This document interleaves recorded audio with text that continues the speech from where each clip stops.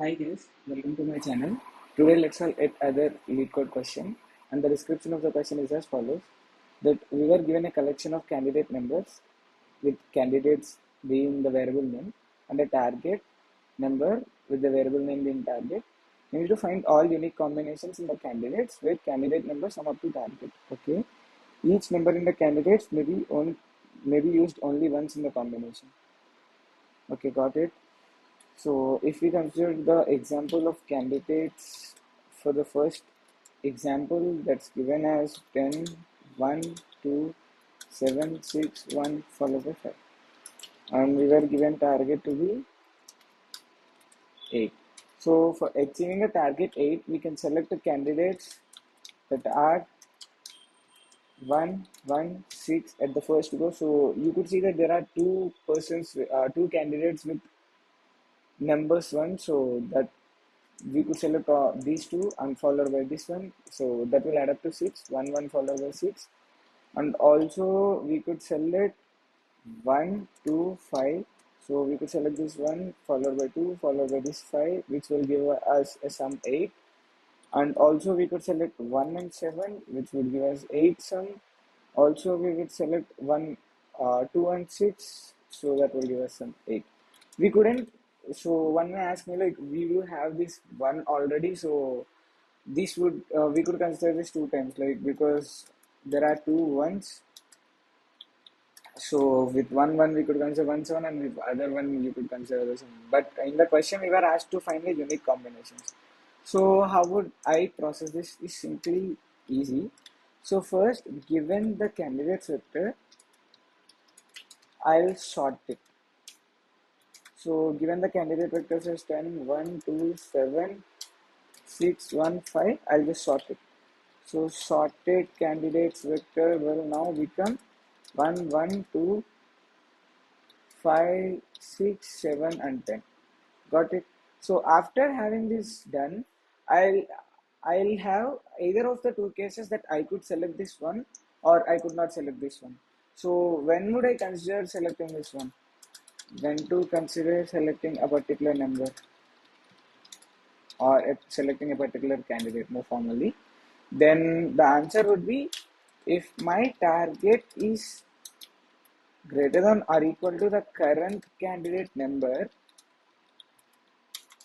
then I could obviously select that candidate. So in this example, if we checked here, if my target being 8 at the initial go, so 8 would be greater than 1, right? So in that case, I could consider 8. Similarly, after considering this, I could consider 1.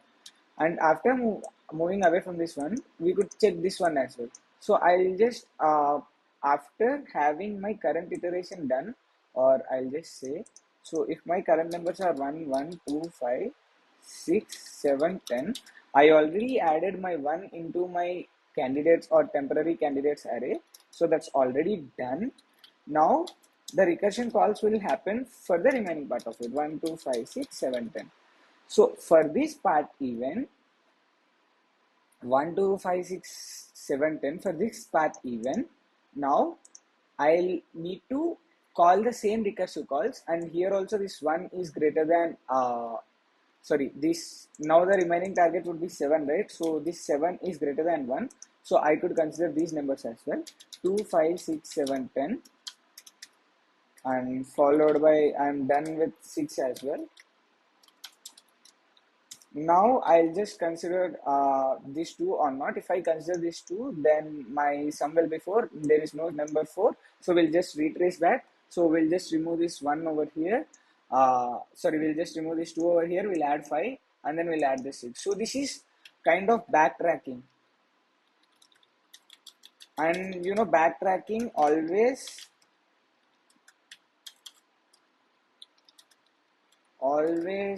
will be having the recursion calls in it. So that's it. I'll just call a void helper for achieving that. out of this I need to pass an answer vector for having my answer added up, also my candidates, the current candidates. Also I'll just call a temp candidates to keep the track of candidates that are visited, and I'll also need a target followed by index. So for this I'll just check if my I'll just list out something, I guess that's over here. So I'll just check if my target would be 0, then I'll just check my answer. I'll just push my answer, oh sorry, temp candidates to the answer. So that's done. And now I'll check my index. I'll just traverse till my candidates dot size. I'll increment my iterator. I'll just check if my target is greater than or equal to candidates of I that we done over here.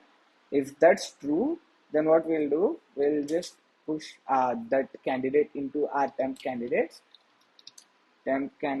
dot push back candidates of I, followed by, I'll just call helper function answer candidates. Temp candidates would be temp candidates followed by target minus candidates of I, because target would be reduced by candidates of I value, and it would be I plus 1. That's done. So we'll just pop out or pop the element back from the temp candidates once we are done with the iteration. And just here we'll just have the answer 2D vector that's required, vector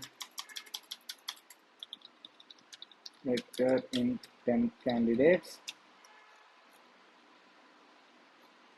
And now I'll just call helper, that will have my answer candidates, temp candidates 0, sorry, target would be target, index would be 0, and I'll just return the answer out. So just I'm running it out to check if it's working fine or not. There's some error of it. So the first thing that we discussed is to sort this, which we forgot. So sort candidates dot begin, candidates dot end. And also after sorting, I already told you 1.1 and 7 should not be repeated twice. In that case, what I'll do is I'll check if my I is greater than index, and I'll check if my candidates of I is equals to candidates of I minus 1. If that's the case, then I'll just continue, because I do not need to process them two different times. So I'll just continue in that case. Done. So I'm just submitting this out.